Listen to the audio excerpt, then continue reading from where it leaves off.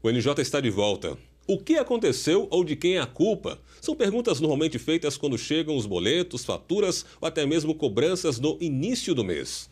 Um levantamento realizado pelo Serviço Social de Proteção ao Crédito, conhecido como SCPC, constatou que 1 a cada 4 brasileiros culpam o descontrole pela inadimplência e que aumentou, chegando até 24% no trimestre.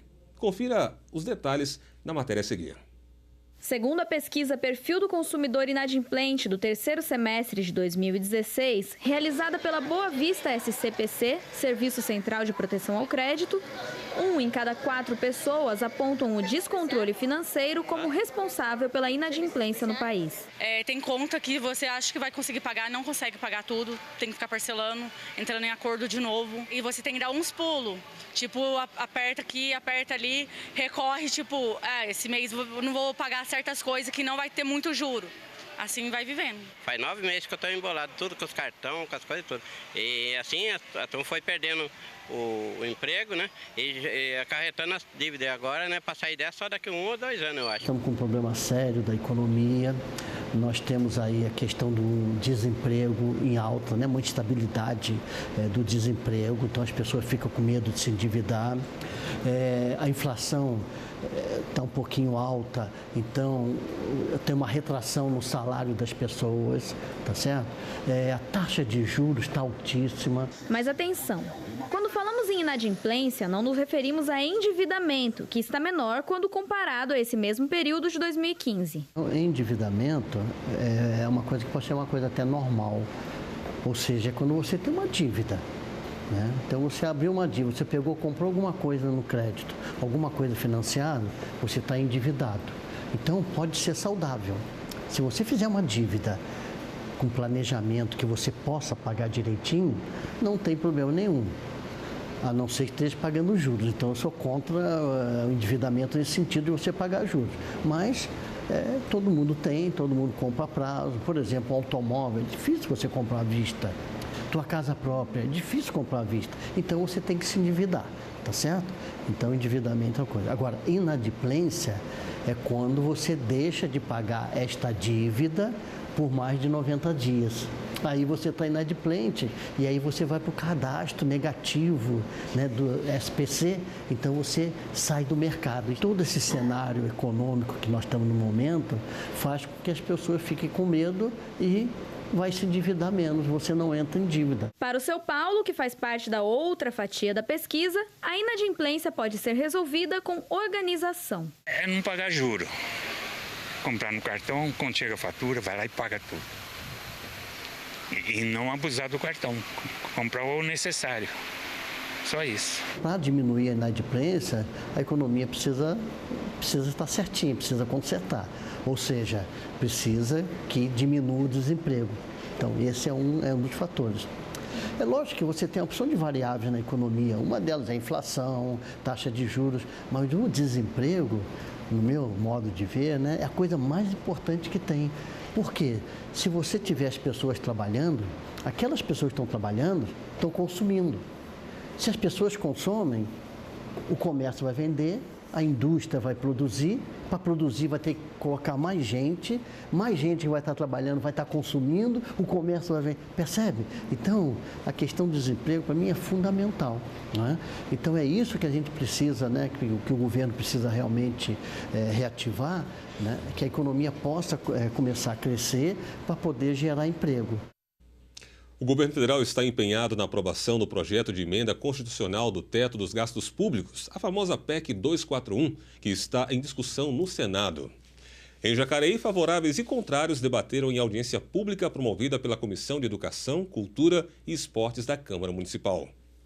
A PEC 241, conhecida como a PEC do Teto para os Gastos Públicos, aprovada pela Câmara dos Deputados Federais em segundo turno e agora passa a tramitar no Senado como a PEC 55, foi motivo de audiência pública na Câmara de Jacareí na última quinta-feira de outubro. Organizada pela Comissão de Educação, Cultura e Esportes, a audiência contou com a casa lotada, principalmente de estudantes do curso de Direito de uma faculdade da cidade.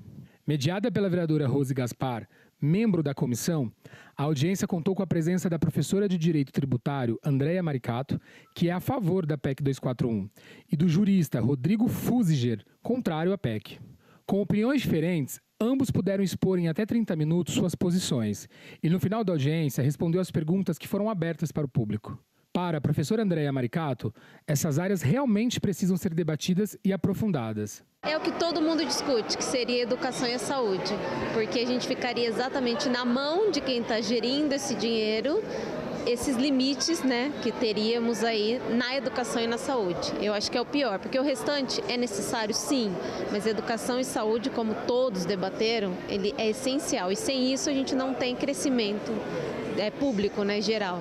A professora também destacou o porquê é a favor da PEC e sua necessidade. O importante é essa retenção, porque hoje a gente tem umas despesas desenfreadas e a cada mudança, né, de governo tem cargos e cargos de confianças, aumentos e aumentos de salários, tudo às escondidas. Por quê? Porque tem essa amplitude.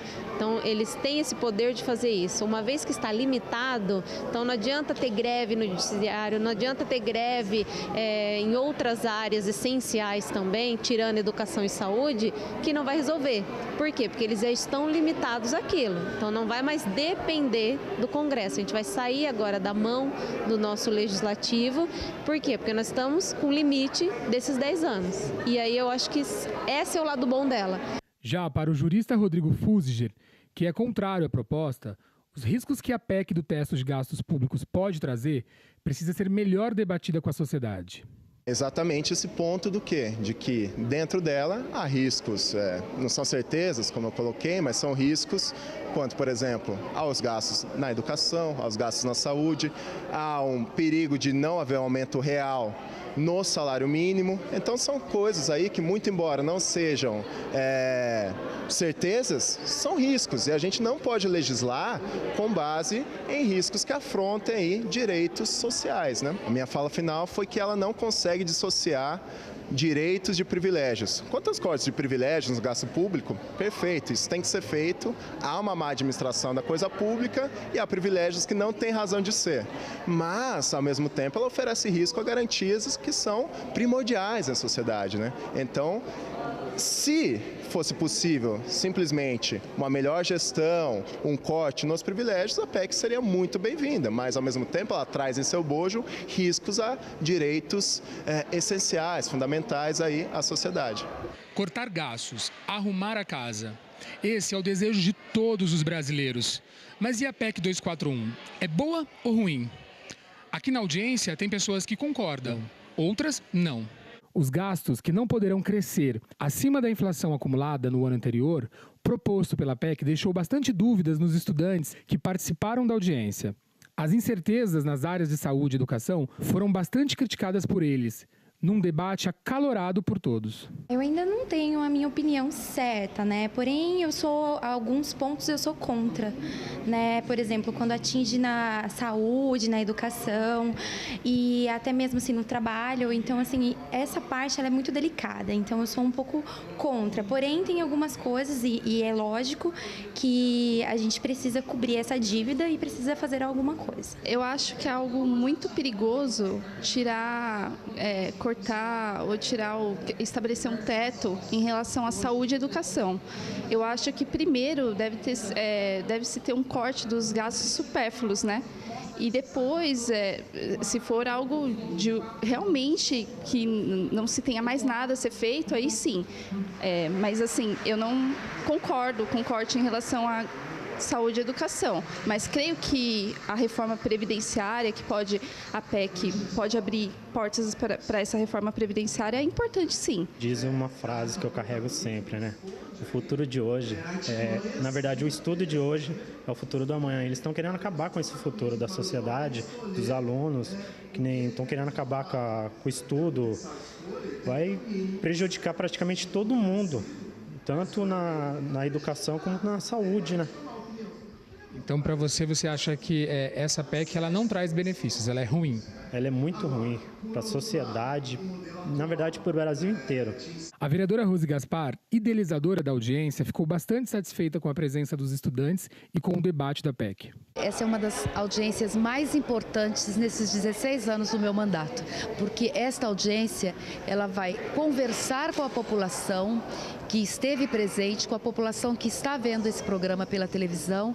A casa estando lotada, ela consegue atingir mais pessoas, ou seja, as pessoas têm o direito de participar desse tipo de conversa, de participar de audiências, para ela ter minimamente, ouvir os dois lados e ter minimamente consciência do que está acontecendo.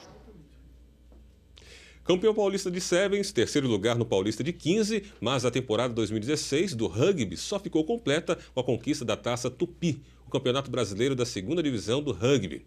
Para ser campeão, o Jacareí precisou vencer a Poli na final. Confira na matéria de Ícaro Leal.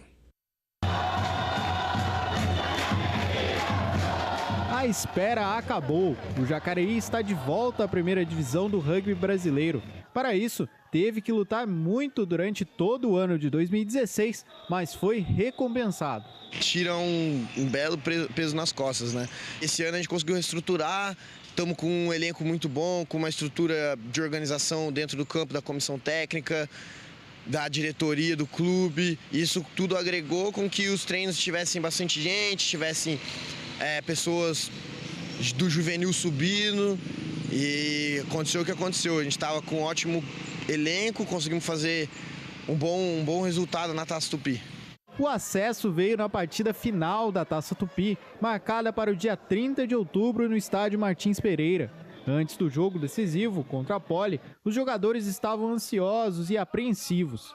Uma parede foi forrada com fotos e mensagens dos familiares dos jogadores e que serviu de combustível para a importante conquista. Muitos ali nunca jogaram uma final, inclusive eu. E foi muito bom chegar lá e ver fotos da nossa família, recados. Foi bastante motivante. A partida foi dura. As duas equipes erraram muito no começo do jogo. A Poli acordou antes e saltou na frente do placar. Mas isso ajudou o time do Jacareí a entrar em jogo e diminuir a vantagem para o adversário antes do fim do primeiro tempo.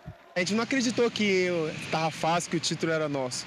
A gente foi lá para fazer o melhor que a gente estava trabalhando, só que o adversário surpreendeu a gente. Eles foram com alguns reforços e no começo do jogo a gente não conseguiu ditar o que a gente vinha treinando, o nosso estilo de jogo para esse jogo. No segundo período, o time conseguiu a virada com 2 penais e um try. A Poli até diminuiu, mas não foi o suficiente. Jacareí fechou o placar em 14-12 e conquistou o bicampeonato da Taça Tupi. Esse título para a gente foi muito importante, porque a gente vinha de um ano bom para o clube. Fomos campeão paulista de Sevens, terceiro lugar no Paulista de 15 e faltava esse título para a gente garantir o acesso para o ano que vem. E olha que passou um filme na cabeça dos jogadores. Primeiro, o acesso em 2014 e depois a queda em 2015. Tudo serviu de lição e como amadurecimento para o retorno em 2016. Nosso time é um time muito novo. A maioria dos jogadores foram jogadores que cresceram nas categorias de base, que hoje estão com 23, 24 e alguns com 27. Então é um time realmente novo. E todo esse processo fez com que a gente amadurecesse e veja como é o lado de um time de rugby adulto. E agora é a hora. A gente tem que continuar trabalhando do jeito que a gente está trabalhando, talvez um pouco mais duro ainda, um pouco mais forte, para ano que vem conseguir se consolidar no Super 8 e quem sabe aí incomodar os times maiores, conseguir uma vaga para a final, quem sabe semifinal.